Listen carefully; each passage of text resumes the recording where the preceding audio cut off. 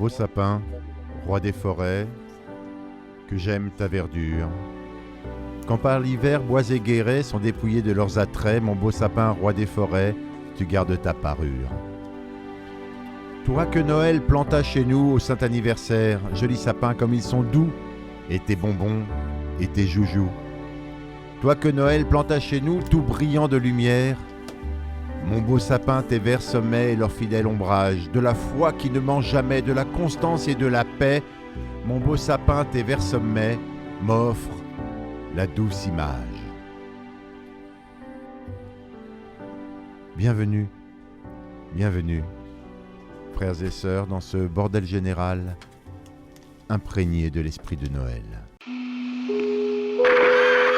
Nous attaquons avec joie, bonheur et un enthousiasme débordant ce 12e épisode de Community Manager. De quoi allons-nous bien pouvoir parler ? Alors on va parler d'une communauté mystérieuse qui pourrait, quand on l'évoque, être composée uniquement de petits-enfants, mais en réalité c'est une communauté d'adultes qui s'articule autour d'un lieu et tu ne devineras jamais quel est ce lieu à mon avis. Igitus, figitus, zambre capon. On vous demande toute votre attention. Qu'est-ce qui se cache de si fascinant, qui vous fascine ou qui vous amuse, du côté obscur de l'humour ? Le désespoir. Le désespoir parce que il faut rire de ce qui n'est pas drôle. Il faut rire de la mort, il faut rire de tout ce qui fait peur, de tout ce qui inquiète, et de choses horribles, voilà. Moi, les plus grandes crises de fou rire que j'ai eues de ma vie, c'est dans des enterrements. Ce qui fait que maintenant, je ne vais plus aux enterrements. Parce que je trouvais ça tellement stupéfiant d'avoir des amis qui étaient morts, que ça me déclenchait des fous rires dans les cimetières et qui choquaient les familles et tout, mais voilà. Et souvent, je dis que, par exemple, Jeanne d'Arc, quand elle était sur son bûcher, une fois qu'elle avait fini de pisser pour essayer d'éteindre les flammes, à part se marrer, qu'est-ce qu'elle pouvait faire ?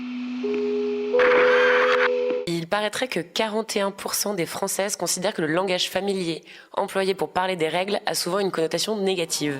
On ne peut pas appeler une chatte, alors encore moins des règles, n'est-ce pas ? C'est du sang, ça s'écoule du vagin, c'est un signe de fertilité. Qu'est-ce qui est censé dégoûter là-dedans en fait ? Je comprends pas trop. L'intelligence artificielle est une bonne chose pour la société. C'est à la fois le diable et le bon Dieu. C'est le bon Dieu lorsque l'intelligence artificielle et la masse des données accumulées font faire des bons incroyables à la médecine, à la biologie, à l'économie, à tout ce qui fait le progrès. Cette IA-là, je l'aime. Puis il y a l'autre, il y a celle du diable. Et celle-là, je veux lui claquer la gueule. I hear a lot of talk.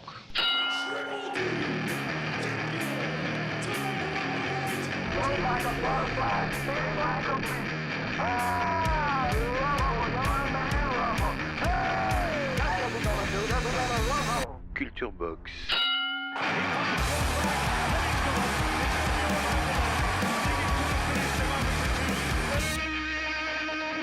Aujourd'hui, on parle d'un des talents les plus purs de la boxe actuelle. Sans doute l'homme le plus fantasque du ring, celui qui a enfin réussi à faire trembler la catégorie reine des poids lourds après une très longue décennie, Klitschko, celui dont le menton est aussi solide que l'âme fragile, celui dont le prénom et le nom nous électrisent comme un méchant coup à la tempe. Aujourd'hui, Nicolas, on parle de... Tyson Fury. Les chiens écrasés.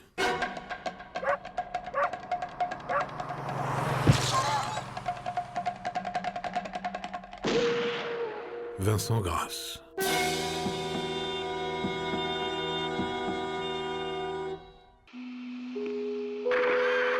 Comme vous collectionnez les timbres, elle collectionne les appartements. En gros, elle en a acheté une quinzaine. Elle achète, elle retape, ça c'est important, elle retape, elle refait la déco de ses appartements et ensuite elle les met en location. Elle est décoratrice en fait. Elle a trouvé un moyen d'unir rémunération et passion. Sa passion c'est de décorer, elle achète des vieux immeubles, elle refait tout, la déco, du sol au plafond, ce qui lui permet de louer cet appartement plus cher qu'elle l'aurait loué avant tous ses travaux de home staging. Ce qu'on dit du home staging. Home staging. Oui. Elle s'est constituée ce parc immobilier en combien de temps? En une dizaine d'années.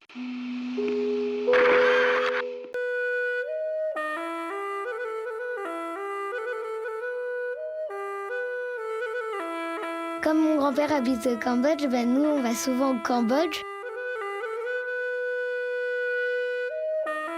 Mon grand-père, il est né en France, après il est parti au Vietnam avec ses parents. Et après il est parti à Rio, après il est parti au Cambodge, après il est revenu en France. À Paris, quand il était à Paris, il avait très froid et il pouvait plus bouger ses doigts quand il était en dehors de sa maison. Il avait ses doigts tout bleus, il avait du mal à les bouger, il devait tout le temps taper des mains pour éviter que son sang se glace. Alors il a décidé de partir au Cambodge pour plus avoir ce problème et en plus il aimait bien le Cambodge. Il faut signaler que Pierre-Étienne a arrêté strictement de boire. Et de fumer. Et de fumer. Enfin, j'ai arrêté de boire pour arrêter de fumer. Oui, voilà, donc... Et le café, comme ça. Voilà. Comme t'arrêtes tout en même temps, c'est génial. Voilà, donc on a un Pierre-Étienne légèrement transformé. Mais je suis toujours un peu transformé, chaque... Oui. J'ai pas encore essayé de psychotrope, tiens, avant de venir ici, tiens. Le Us, H-U-2-S, rien à voir avec l'enfoiré. Alors lui, c'est pas un nouveau, il est là depuis un petit moment, et la légende raconte même qu'il a commencé à toucher à Fruity Loops à 8 ans, on verra si c'est vrai ou pas. Et d'ailleurs, on a pas mal entendu parler de lui dès 2014-2015, notamment grâce à un feat et un clip avec Mr V, dans lequel il était archi soin, vous pourrez regarder ça, il le dit lui-même. Son premier projet avait fait du bruit, on y trouvait notamment des collaborations avec Easy Dew, et cette année, c'est un peu... le retour d'un des ambassadeurs du rap chill, le Us, qui ouvre cette session avec nous aujourd'hui. Merci beaucoup. Féodor Atkin.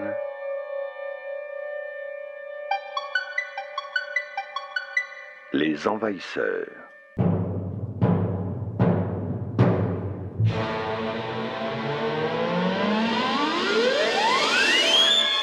Aujourd'hui,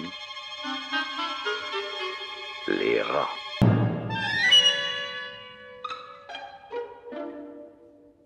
De l'Extrême-Orient, de l'immensité glacée des steppes mongoles, de cet ailleurs lointain où le fantasme projette des créatures terrifiantes, la menace est apparue.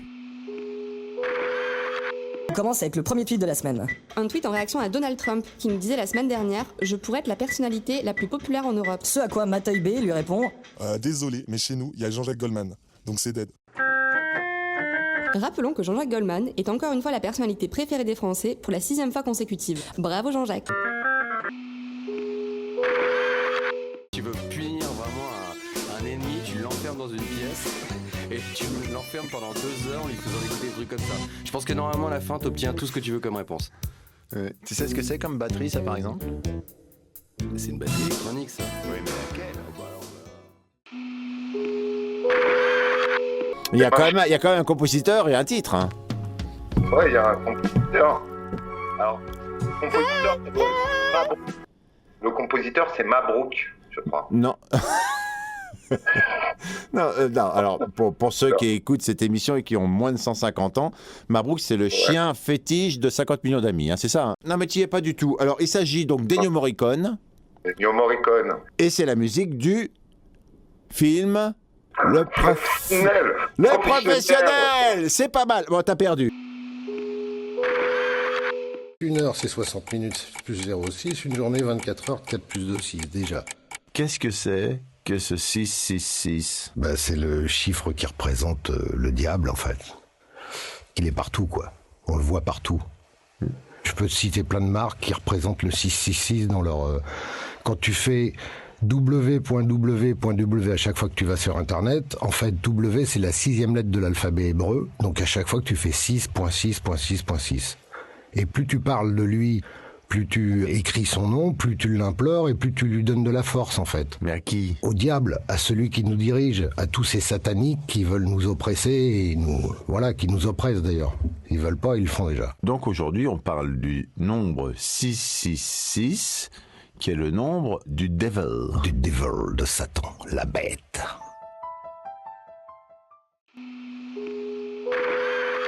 La satire dans toutes ses formes. C'est vrai, je parle beaucoup de sexe. Il comprend pas le fond, il comprend pas les textes. Mais je sais qu'il kiffe le son. Jusqu'à 6h, je suis en sueur, seul sur la terrasse. Je veux des centaines, milliers de dollars pour une scène, une collab. Je vais au soleil, merci, ça sème. Je vais prendre des couleurs. Je vais au sommet, tout ça sans aide. Je vais le faire, mais cool. Je suis une fille sensible, j'aime pas trop les nuits sans suite. Sorbet cerise, ça coule sur les doigts. C'est sucré, ça colle à la soie. Mon tissu préféré. C'est une communauté adulte. C'est une communauté d'adultes, ouais. Mais qui pourrait être enfantine. Qui, a priori, devrait être enfantine. Mais en fait, c'est comme des enfants qui ont grandi et qui sont un peu restés enfants dans leur tête. Des passionnés de manga. Bah non, mais je sais pas. Non, on n'est pas loin des passionnés de manga. Les gamers. Les gamers, non, les gamers, c'est des adultes en général, ça. Tu le sais, j'ai grandi en chien dans la rue, je pense que j'ai mérité le succès, hein. J'ai jamais boucave, j'ai toujours moucave. Un chien d'alcool dans ma cellule, j'avais le blues grave. Un chien d'alcool dans ma cellule, j'avais le blues grave. Jiggy check, jiggy bang. Gizzy Ozu. Comment tu t'appelles? Je m'appelle Swan. T'as quel âge? J'ai 9 ans. 9 ans, 3/4 ans. Poum. Bom. Cling, cling, cling, cling, cling. J'ai sauté le CE1. Du coup, on m'a fait passer un test. J'ai vu une psychologue scolaire. C'était pour mesurer mon quotient intellectuel, mais je me rappelle plus il est de combien, mais plus que ça, hein, oui. Jean-Marie forçait les filles à l'appeler Tonton Dolphy. C'était une tradition familiale. Je ne dis pas que les chambres à gaz n'ont pas existé. Je n'ai pas étudié spécialement la question. C'est un point de détail de l'histoire de la Deuxième Guerre mondiale. J'imite vraiment très bien Jean-Marie Le Pen. Il est très concentré sur son ouvrage. Vincent L'Herbier, assis dans cette petite pièce brillamment éclairée. Sur la table, devant lui, une rangée d'outils chromés. Il s'affaire à une tâche délicate. Il enroule lentement un fil autour de 3 minuscules plumes rouges. Il s'arrête, puis, soudain rêveur, il fixe à quelques pas de lui la porte fermée. À quoi peut-il donc bien penser à cet instant, Vincent L'Herbier? Mesdames et messieurs, je vais vous raconter une histoire. Je peux rester? D'accord, reste. On verra ce qu'on peut faire. Érotico Pico.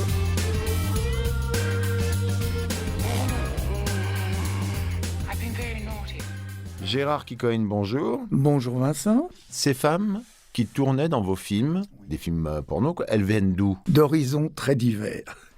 Par contre, pratiquement, je dirais 90% venaient des partouzes parisiennes, des grandes partouzes parisiennes.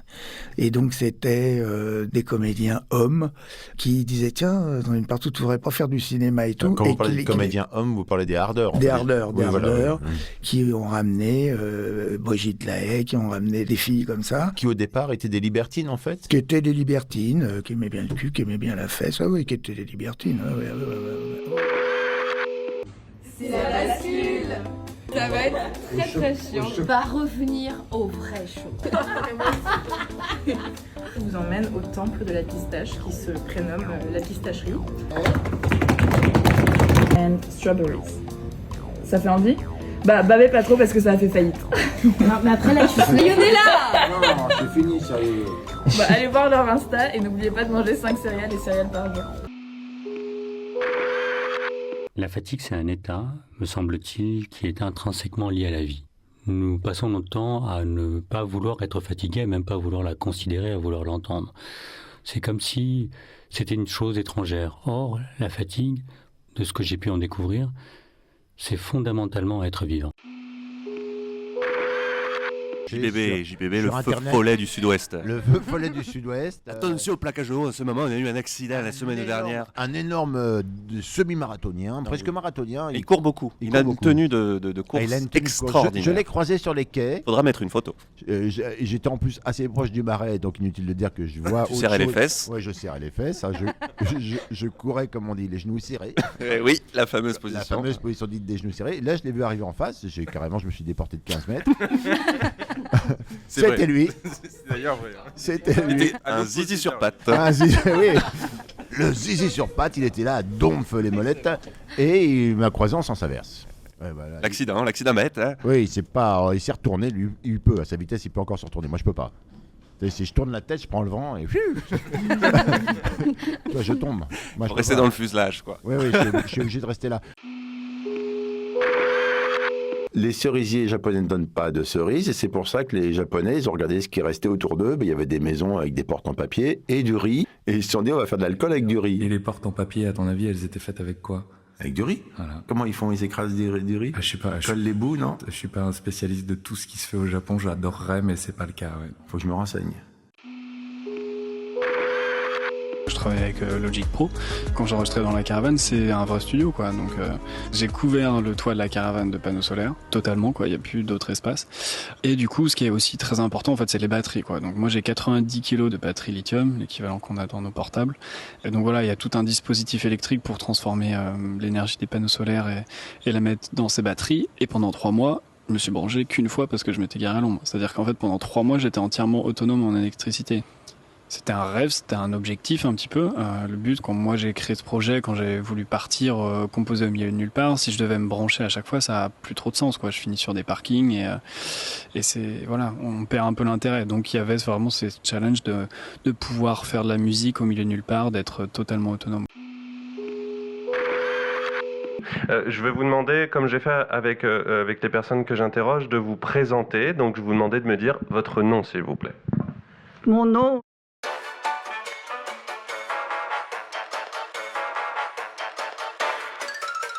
Je m'appelle Madame Le Dorz, en 2 mots. Prénom Muguette. Prénom Muguette. Je m'appelle Madame Le Dorz, en 2 mots. 98 ans et demi, dit ma fille. J'étais directrice, née le 14 mars 1922. J'étais directrice de l'école. Paul Langevin à côté. Ah, dis donc, on dirait James Bond, votre mari. Il était très beau physiquement, oui. Ah oui, il portait bien le costume en plus. Oui. Alors, il avait ce qu'on appelle de la classe. Exactement. Mais vous aussi. Au moins. Alors c'est dimanche. Bah ouais. Qu'est-ce qu'on fait le dimanche ? On fait des frites. Attends, D'accord. frites. Ah bah oui. D'accord. Le dimanche on fait C'est des top, frites. les frites. Des frites. Oui, Ouais. des frites. Pourquoi des frites ? Et pourquoi des frites ? Moi, je sais pas faire les frites. C'est pas un plan à long terme, on va s'installer dans une vie d'adulte ou n'importe quoi. C'est là, il y a comme un feu qui doit se passer à ce moment-là. C'est pas très clair mes questions, mais en même temps, bon. C'est très clair en fait. Ouais. Le grand feu est à ce moment-là, ouais. Je suis complètement d'accord et cette idée de on meurt demain ou on meurt à ce moment-là, on croit que l'éternité vraiment à ce moment-là. On se dit que ça serait pas mal que tout s'arrête là et ça serait pas mal que ça continue quand même, quoi. Très bien, alors qui c'est que ce Mister V ? Ça peut pas être Mister Vincent quand même, je le saurais si c'était moi. Brillant imitateur, celle de Kobalab... On dit Kobaladi ? Kobaladi. Ok. Autant de casquettes qu'il a de talent. Brillant imitateur, celle de Kobaladi est légendaire. Free citronnade. Je vais vous expliquer. J'ai pris une table, 2 chaises, je me suis assis sur une place dans Paris. J'ai fait une petite pancarte avec écrit Free citronnade, asseyez-vous, je vous paye un coup. Et quand les gens venaient s'asseoir, je leur demandais de me dire quelque chose qu'ils n'avaient jamais dit à personne. Et ça donne ça. Tout ce que vous vous apprêtez à entendre n'a jamais été dit. Et ça donne ça.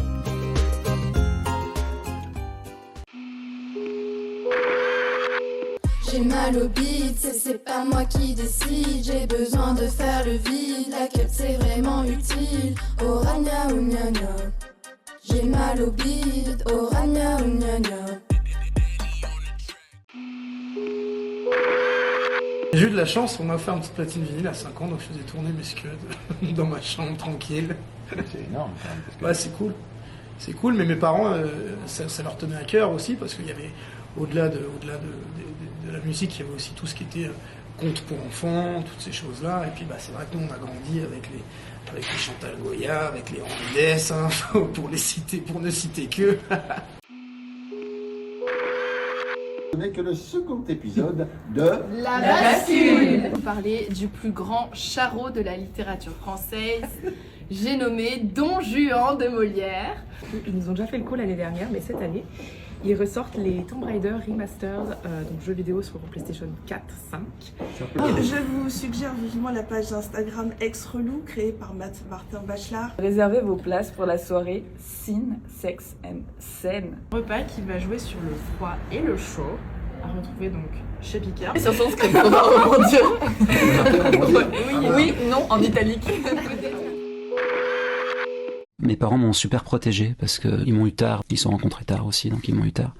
Mais je suis le seul témoin de mon enfance, parce que j'ai pas de cousins, de frères et sœurs, tout ça. Donc je suis le seul témoin de tous ces trucs. Parfois c'est aussi un peu lourd, et je peux mettre un peu de ça dans les livres aussi, pour alléger un peu, ou dans les histoires que j'écris.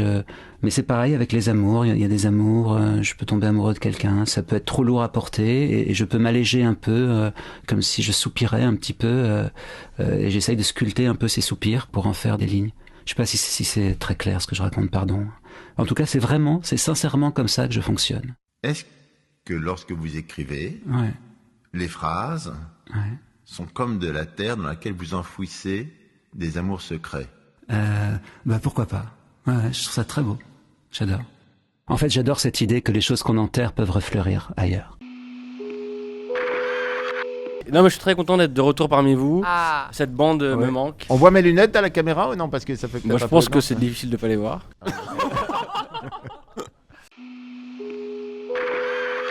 Ça parle, après de ce que ça parle, c'est un peu le thème bateau de cette époque musicale. Ils chantaient un peu tous la même chose, enfin je généralise beaucoup. C'est un mec qui est en train de tomber amoureux en fait, et qui raconte comment en fait il voit l'amour arriver vers lui en fait. Donc I hear the love chimes, j'entends les cloches de l'amour on va dire, donc il parle de ça tout le temps. Le thème on va dire est pas très très intéressant, mais les paroles sont vraiment belles, et surtout la musique parle pour elle. Once upon a time, there was a lovable bear named Winnie the Pooh. Moi, je pense que c'est un astre qui a été amené ici, il n'était pas là avant. C'est un truc qui a été fabriqué de toutes pièces, qui est en sélénium. Vous dites que la Lune a été installée là. Tractée, quoi, elle a été amenée là, en fait. Par qui? Certainement une population extraterrestre qui habitent dans les galaxies aux alentours. Donc on a des extraterrestres qui ont mis une boule sur leur petite fusée et ils ont tracté la Lune jusqu'ici. Soit elle a été fabriquée, créée à cet endroit-là, soit elle a été ramenée. Mais c'est pas un astre qui était là à l'origine apparemment. Comme il y a une face qu'on ne voit jamais, c'est cette face où ils auraient mis le système du HARP, tu vois, H2ARP. C'est ce système d'antenne qui est installé dans plein d'endroits dans le monde et qui permet de modifier le temps, de créer des tsunamis, enfin de faire ce qu'on veut, quoi, en fait. J'ai une façon de penser qui fait que je me vois comme une espèce de guerrier, en fait. Et je voulais vraiment que le physique soit l'image du mental. C'était très important. Il fallait refléter ce que je pensais. Et du coup, je vais la revoir et je lui dis, ok, comment on fait pour descendre ? Nutritionniste, diététicienne diplômée, tout. Elle me dit, je sais pas, je peux plus rien faire. Je dis, comment ça ? J'étais dégoûté, hein. J'étais vénère. Je commence à faire des recherches sur internet, tout ça, et je commence à trouver des coachs en sport, tout ça. Et là, je tombe sur un, je lis, et il me parle. Je fais un mail, mais d'une page le truc. Je lui explique ma démarche, pourquoi je le fais. Je lui dis, ça c'est l'objectif. Je lui envoie le mail, il me répond 2 jours après, il me dit, ouais ok, c'est parti.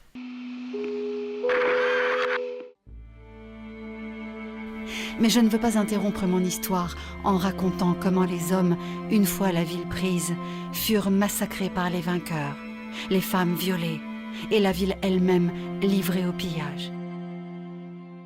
L'Allemagne en 1618, c'est 17 millions d'habitants. En 1650, soit à peu près 2 ans après la fin de la guerre, c'est 10 millions d'habitants.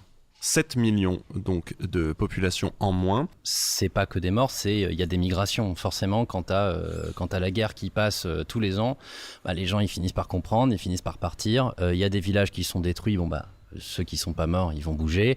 Il y a énormément de mouvements de population, ce qui crée encore plus de mortalité. Et en fait, il faut remarquer que la majorité des morts, c'est pas par le fil de l'épée, c'est pas des soldats qui les font, c'est la maladie et c'est surtout la faim. Le tissu économique de l'Allemagne est tellement déstabilisé que les gens n'arrivent plus à se nourrir. C'est quoi le rap et surtout qu'est-ce que vous recherchez en écoutant du rap? Donc on vous fait passer le micro, c'est à vous. Pour moi, le rap, c'est un moyen de voir la vie sous un autre angle et aussi de me divertir et d'oublier aussi certaines choses. Passe ton rap d'abord. Passe ton rap d'abord. Moi, je sais pas, j'aime bien. Ce que je recherche dans le rap, c'est de m'enjailler. Ça me fait penser à autre chose. Passe ton rap d'abord. Et apprendre certains vécus et avoir une nouvelle vision de la vie, pas la mienne. Le divertissement, moyen pour oublier certaines choses. Oublier,